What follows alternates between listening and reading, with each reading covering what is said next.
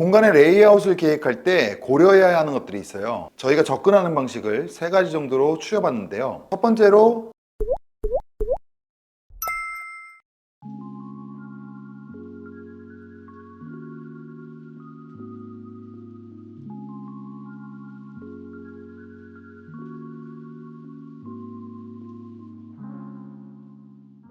안녕하세요, 다운의 임 실장입니다.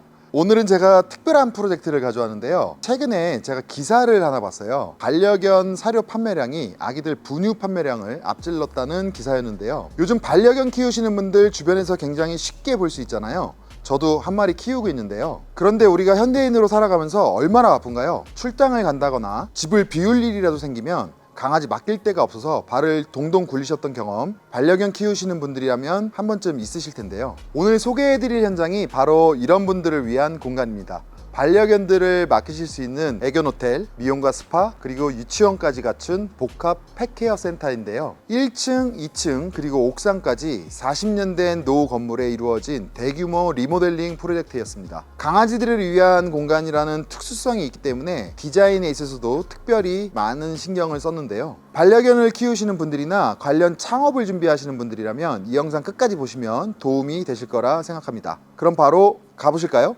이곳은 전실입니다. 문을 열고 들어오시면 이 정면 벽에 있는 양강 로고와 함께 이 조경이 가장 먼저 손님을 맞이해주는 공간입니다. 위쪽을 보시면 천장과 맞닿은 벽이 둥글게 라운드 처리가 되어 있는데요. 저 부분에 숨겨진 비밀이 있거든요. 그건 잠시 뒤에 말씀드릴게요. 제가 앞서 이 건물이 40년 된 건물이라고 말씀드렸죠. 오랫동안 사용을 하지 않고 방치되어 있었던 터라 저희가 처음 현장을 방문했을 때는 거의 폐허 같았어요. 이전에 목욕탕으로 쓰던 건물이었고 우측에 출입구가 있었는데요. 문을 열면 2층으로 올라가는 계단이 바로 앞에 있었기 때문에 이 출입구 위치를 좌측으로 변경했습니다. 이렇게 출입구의 위치나 창문의 위치를 변경하는 게 사실 쉬운 일은 아니에요. 그런데 이번 현장에서 그게 가능했던 이유가 있습니다. 바로 이 건물이 라멘 구조였기 때문인데요. 맛있는 일본의 라멘, 그 라멘 아니고요. 독일어로 프레임이라는 뜻을 가진 단어입니다. 기둥과 보로, 하중을 견디는 구조를 말하는데요. 기둥식 구조라고도 합니다. 인테리어 관심 있는 분들은 아파트 인테리어 영상 많이 보실 텐데요. 구조를 변경할 때 비내력벽을 철거했다거나 내력벽이라 건들지 못했다,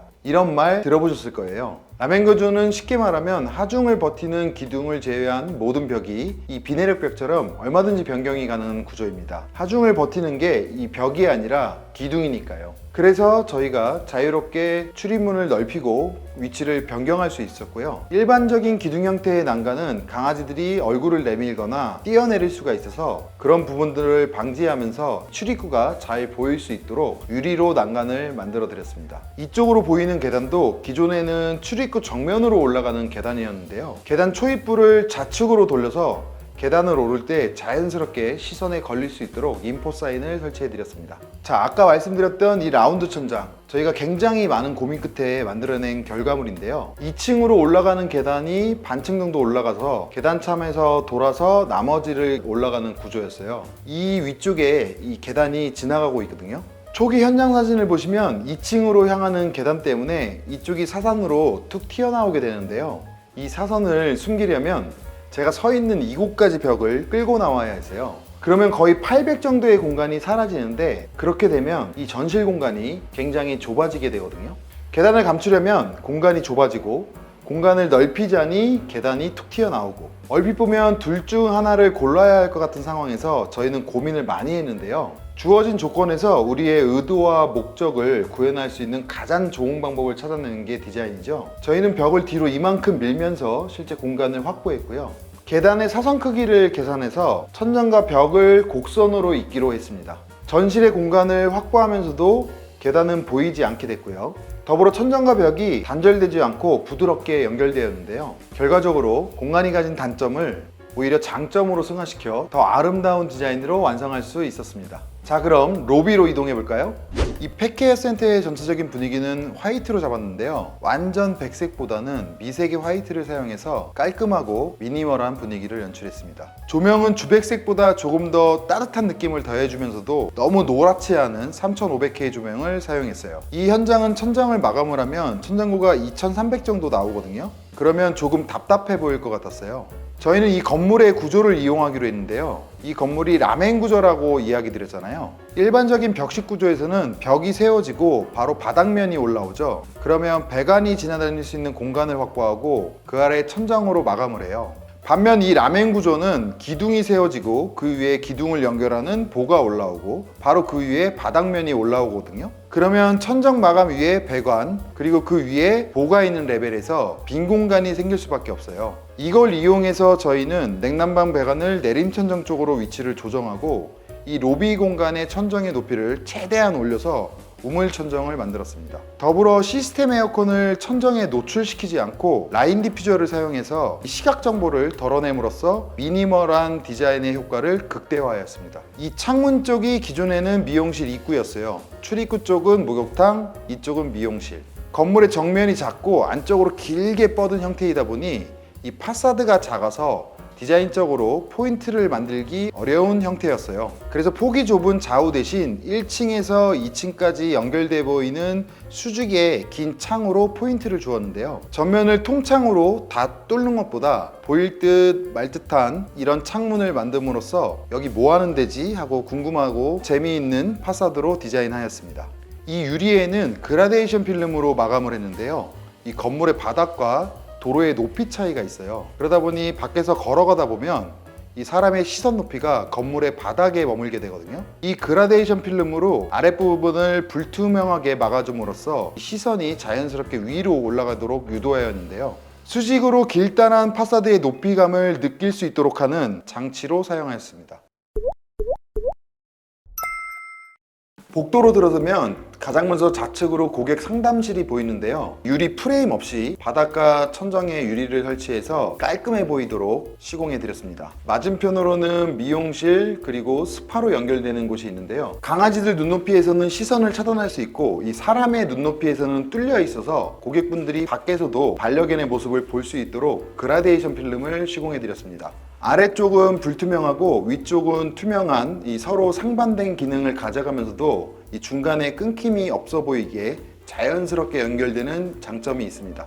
미용실 내부에서도 섬세하게 신경 쓴 부분들이 있는데요. 강아지 미용 테이블을 앞뒤로 배치를 해드렸어요. 이 강아지들이 시선을 마주치면 흥분하거나 짖는 경향들이 있는데 테이블을 좌우로 배치를 하면 강아지들의 시선이 마주치겠죠. 이렇게 테이블을 앞뒤로 배치를 하고 강아지 앞에 미용사분이 앉으면 뒤쪽 테이블에 있는 강아지의 시선을 차단할 수 있어 이런 부분들을 방지할 수 있겠죠. 그리고 벽 쪽을 보시면 아래쪽으로는 타일로 마감을 해드렸는데요. 이 강아지들이 마킹을 하거나 강아지 동선의 높이에 있다 보니까 마감재들이 손상될 염려가 있거든요. 그런 손상을 방지하고 청소도 용이할 수 있도록 단단한 타일을 사용해 마감을 해드렸습니다. 미용실 옆으로는 스파실이 있는데요. 저희 고객님이 실용적이면서 고급스러운 디자인을 중요하게 생각하셔서 조정욕조로 제작을 해드렸습니다. 타일의 줄눈을 최소화하기 위해서 600에 1200짜리 타일을 사용하였고 타일을 조각내지 않기 위해서 이 배수구는 라인 트렌치를 사용해 마감을 해드렸습니다. 강아지의 털로 이 배수구가 막힐 수 있기 때문에 조금은 넓은 라인 트렌치를 사용해 마감을 했고요. 욕조 바닥이 타일이다 보니 이 강아지들이 목욕 중에 미끄러지거나 하지는 않겠죠.